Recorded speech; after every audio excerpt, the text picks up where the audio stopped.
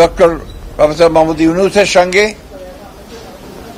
আমাদের বাংলাদেশ জাতীয় দলের ভারপ্রাপ্ত চেয়ারম্যান জনাব তারেক রহমানের যে বৈঠকটি সরকারের অর্থাৎ প্রধান উপদেষ্টার আমন্ত্রণে অনুষ্ঠিত হয়, প্রায় 2 ঘন্টার এই বৈঠক নিয়ে গোটা জাতি আপনার উৎকণ্ঠার সঙ্গে অপেক্ষা করছিল এবং সবাই অপেক্ষা করছিল যে এই বৈঠকের ফলাফল।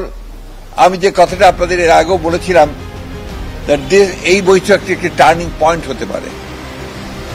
আল্লাহর কাছে অশেষ কৃতজ্ঞতা জানাচ্ছি যে সত্যিকার অর্থেই এই বৈঠকটি একটি টার্নিং পয়েন্টে পরিণত হয়েছে।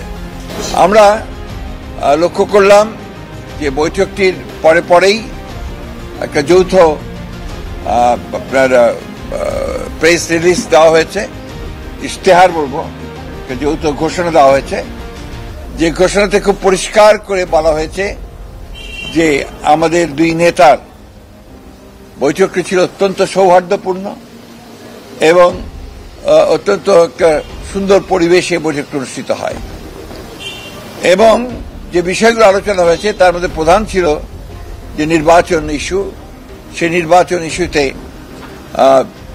জনাব তারেক রহমানের যে প্রস্তাব, যে নির্বাচন যে ঘোষণা করা হয়েছে আপনার এপ্রিলে, যেটা প্রধান উপদেষ্টা ঘোষণা করেছেন, সেটা উপযুক্ত সময় নয় বিধায় তাকে পিছিয়ে নিয়ে আসা।